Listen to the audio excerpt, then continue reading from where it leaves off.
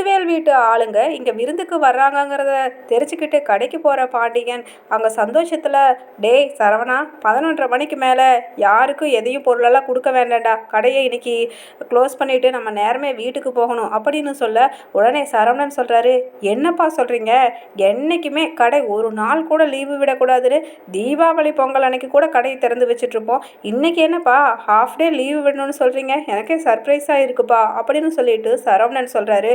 உடனே பாண்டியன் சிரிச்சுக்கிட்டே, பின்ன இருக்காதாடா, உங்கள் அம்மா கோமதி என்னை கட்டிக்கிட்ட இந்த 35 வருஷத்தில் ஒரு நாள் கூட இத்தனை சந்தோஷப்பட்டு நான் பார்த்ததே இல்லைடா.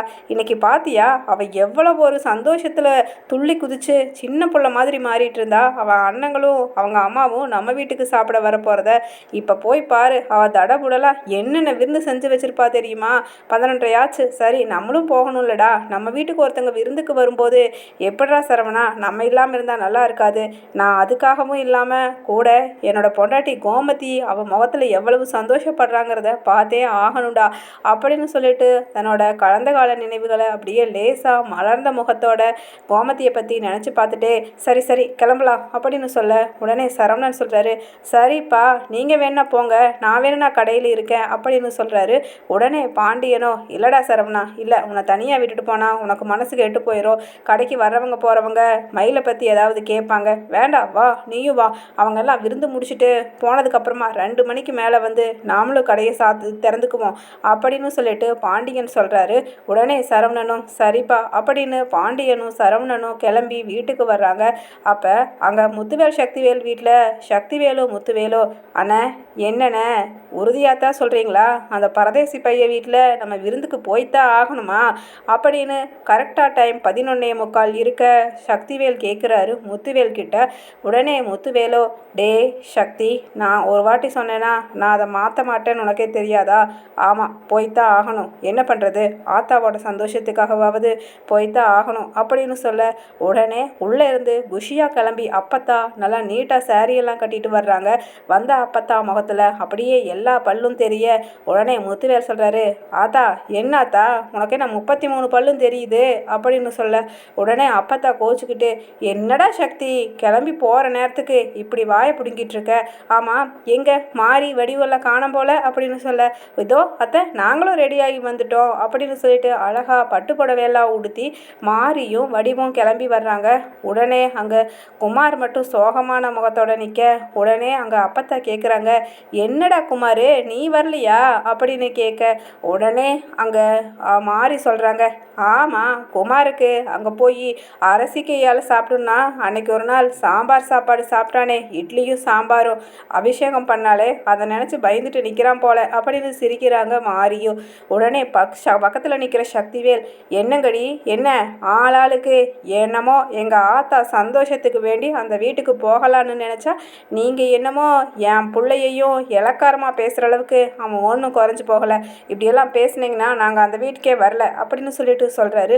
உடனே அங்கே குமரவேலோ, கரெக்டாக சொன்னீங்கப்பா, எனக்கு ஒரு துளி கூட அந்த வீட்டுக்கு வந்து விருந்து சாப்பிட்றதுக்கு விருப்பமே இல்லை அப்படின்னு சொல்ல, உடனே முத்துவேல் சொல்கிறாரு, டேய் குமார், இன்னைக்கு நீ வெளியில் நடமாடிட்டு இருக்கீனா அதுக்கு காரணமே அந்த பொட்டிக்கடைக்கார மக அரசி சொன்ன சாட்சியால் தான். அவள் கேஸை மட்டும் வாபஸ் வாங்கலைன்னா இந்நேரம் உன்னோட கதி என்ன? அதனால் மறந்து நம்ம குடும்பத்தில் இருக்கிற ஆத்தா மாறி வடிவுன்னு இவங்க சந்தோஷத்துக்காகவும் கூட என்ன பண்ணுறது, நானும் பிறந்து தொலைஞ்சிட்டேனே, அவள் அந்த ஓடுகாலி கோமதியோட சந்தோஷத்துக்காகவும் இன்னைக்கு ஒரே ஒரு வாட்டி போயிட்டு வந்துடுவோம். அதுக்கப்புறம் கண்டிப்பாக அவங்களுக்கும் நமக்கும் எந்த சம்மந்தமும் கிடையாது அப்படின்னு சொல்ல, உடனே அப்பத்தாவோ, 12 வாங்க போகலாம் அப்படின்னு குஷியாக கிளம்புறாங்க. உடனே சக்திவேல் குமரவேல் கிட்ட, கிளவிக்கு என்ன ஒரு கொழுப்பு பார்த்தியாடா, எவ்வளவு குஷியாக என்னமோ 20 வயசு பிள்ளையாட்ட ஓடி போகுது முன்னாடி அப்படின்னு சொல்லிட்டு எல்லாருமா கிளம்பி வெளியில் வர்றாங்க. அதே சமயம் பாண்டியன் வீட்டு ஆளுங்கனே குஷியில் கோமதி கதிர்கிட்ட கேட்குறாங்க, டே கதிர், என்னடா வெத்தலை பாக்கெல்லாம் வாங்கிட்டு வந்துட்டியா?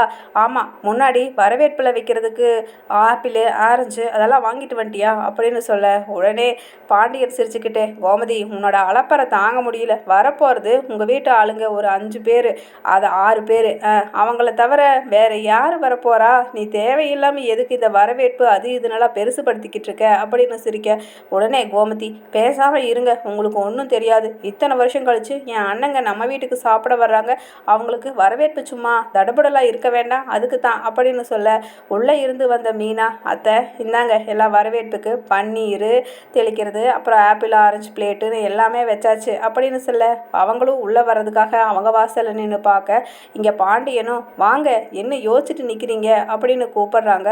உடனே ஆமாம் இந்த பரதேசி பையன் முகத்துலையெல்லாம் முழிச்சு இவன் வீட்லையெல்லாம் சாப்பிடணும்னு நமக்கு என்ன தலையெழுத்தா அப்படிங்கிற மாதிரி பல்ல வெறுக்கிட்டே முணங்கிட்டே உள்ளே வர்றாரு சக்திவேல். கூடவே முத்துவேலு வர கையெடுத்து கும்பிட்டு உடனே ராஜி கட்டி பிடிச்சி முத்துவேலை அப்படியே அழுகிறாங்க. அப்பா எனக்கு நீங்கள் வந்தது ரொம்ப சந்தோஷம்ப்பா, எப்போ இத்தனை நாளாக நான் இதுக்காகத்தான்ப்பா காத்துட்டு இருந்தேன் அப்படின்னு சொல்ல உடனே கதிரும் வாங்க அப்படின்னு சொல்கிறாங்க. அதே சமயம் அரசி அமைதியாக ஓரமாக நின்றுக்கிட்டு சந்தோஷத்தில் எல்லாரும் உள்ளே வர்றதை வேடிக்கை பார்த்துட்ருக்காங்க. குமரவேலும் அரசியை பார்க்குறாரு. அப்போ ஐயோ இவ கையால் சாப்பாடு சாப்பிட்றது நினச்சா பயமாக இருக்குதே அப்படிங்கிற மாதிரி பார்க்க உடனே அரசியும் குமரவேலை பார்த்துட்டு நல்லா ஒரு முறைக்கிறாங்க. அப்பத்தா என்னடி அரசி நீ மட்டும் அமைதியாக நிற்க, உன் மாமன் மச்சான் எல்லாருமே வந்திருக்காங்க, ஒன்றுமே பேசாமல் நிற்கிற அப்படின்னு சொல்லிட்டு சிரிச்சுக்கிட்டே வர வாங்க அம்மாச்சி அப்படின்னு அரசியும் கூப்பிட்றாங்க. உடனே உங்கள் கோமதி மீனா நம்ம அந்த மட்டன் சூப் போட்டு வச்சல அதை எடுத்துகிட்டு வந்து எல்லாருக்கும் கொடு அப்படின்னு சொல்ல உடனே எல்லாருக்குமே சூப் கொடுக்குறாங்க. கொடுத்துட்டு அங்கே ஓரமாக போய் மாறி வடிவோம் கிச்சனில் நின்றுட்டு பேசுகிறாங்க ராஜிக்கிட்ட. ராஜி என்ன இன்னைக்கு எல்லாமே நான்வெஜ் விருந்து செஞ்சுருப்பீங்க போல், கஷ்டமாக இல்லையா இத்தனை வேலையை செஞ்சுருப்பீங்க அப்படின்னு சொல்லிட்டு கேட்க உடனே கோமதியோ ஐயோ உங்கள் பிள்ளைய ஒன்றும் யாரும் பண்ணலை, மாமியார் கொடுமையெல்லாம் நான் பண்ணலை, நான் நல்லா தான் எல்லாமே நானே சமைச்சிட்டேன், இவங்க எல்லாம் எடுபடி வேலை தான் பார்த்தாங்க, என்னடி ராஜி பார்த்துட்ருக்க சொல்லு அப்படின்னு சந்தோஷமாக குஷியில் பேச அண்ணன் நீங்கள் எல்லாரும் என் வீட்டுக்கு வந்தது உண்மையாலுமே நான் எந்த ஜென்மத்தில் செஞ்ச புண்ணியமோ அவ்வளோ ஒரு சந்தோஷமாக இருக்குன்னு அப்படின்னு சொல்ல உடனே சக்திவேல் பக்கத்தில் மீசையை முறுக்கிட்டே சொல்கிறாரு அண்ணன் நம்ம மில்லுக்கு போகிறதுக்கு நேரம் ஆயிரும் கிளம்பலாமா அப்படின்னு கேட்குறாரு.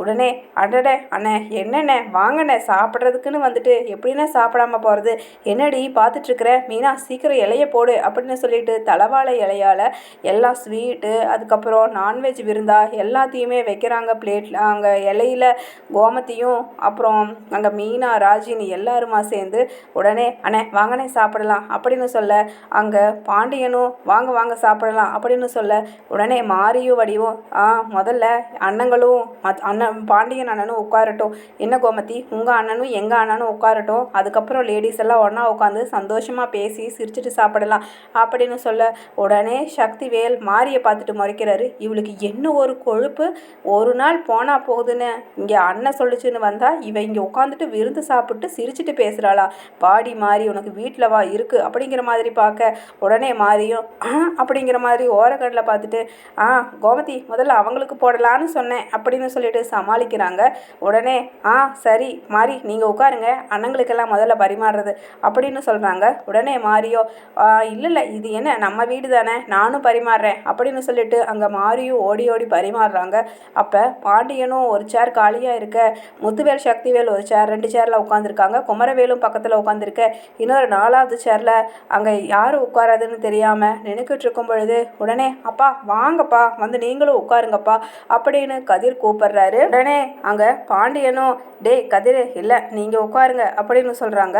உடனே கதிரோ அப்பா எனக்கு என்னப்பா நம்ம வீட்டில் நான் எதுவாக வேணாலும் சாப்பிட்டுக்குவேன், அதை பற்றி கவலை இல்லை, நீங்கள் வாங்கப்பா வந்து உட்காருங்க, பெரியவங்க எல்லாம் உட்காந்து சாப்பிடும்போது நீங்கள் தான் உட்காரணும் அப்படின்னு சொல்ல உடனே பாண்டியனோ அத்தை நீங்கள் வாங்க அத்தை எழுந்திரிச்சு வந்து உட்காருங்க அப்படின்னு சொல்ல உடனே அப்பத்தா சொல்கிறாங்க இதை பாருங்க மாப்பிள்ள, நீங்கள் என்னதான் சொன்னாலும் நான் என் மக கோமதி கூட உட்காந்து அமர சிரித்து பேசி சாப்பிட்டு தான் சந்தோஷமாக இங்கேருந்து கிளம்புவேன், நீங்கள் உட்காருங்க உங்கள் மச்சனுங்க கூட நீங்களே உட்காருங்க அப்படின்னு சொல்ல உடனே முத்துவேலோ எனக்கு சாப்பிட நேரம் ஆகுது, நாங்கள் கிளம்பி மில்லுக்கு போகணும் அப்படின்னு சொல்லிட்டு ஒரு மாதிரி சொல்கிறாரு.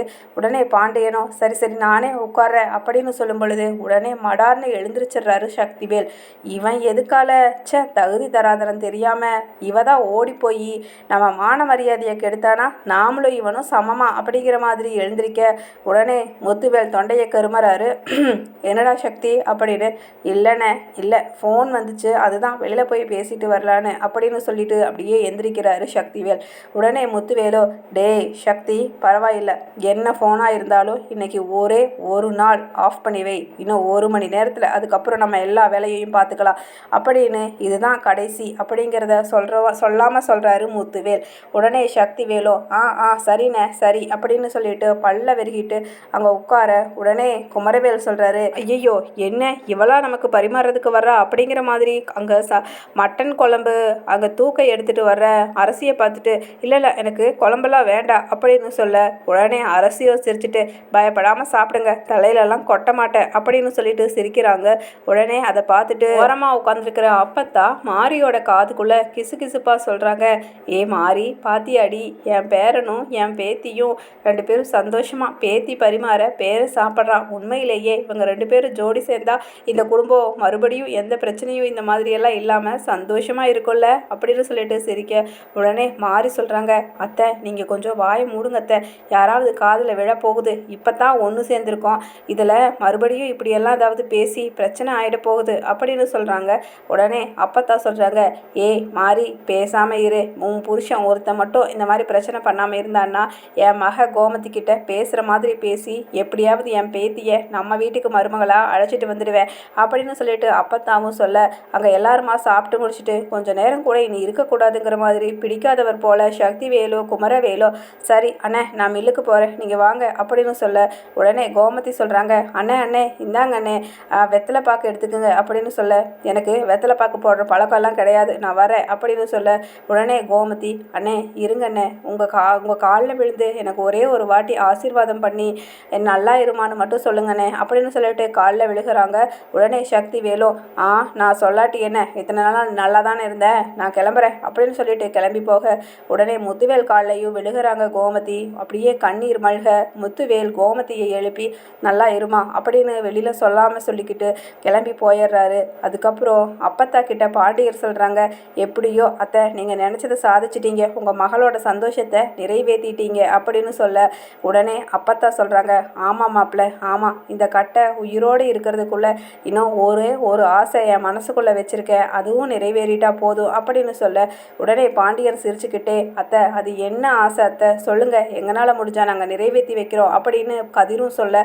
உடனே பாண்டியன் கிட்ட காலில் விழுகாத குறையா கையெடுத்து கும்பிட்டு கதறி அழுதுகிட்டே சொல்கிறாங்க, என் பேத்தியை என் வீட்டுக்கே வாழ்கிறதுக்கு திரும்பவும் அழைச்சி வச்சிருங்க மாப்பிள்ளை, என்னம்மா கோமதி உன் அம்மாவுக்காக இதை செய்வியா அப்படின்னு சொல்லிட்டு அதிர்ச்சி அளிக்கிறாங்க பாண்டியனுக்கும் கோமதிக்கும் அப்பத்தான்.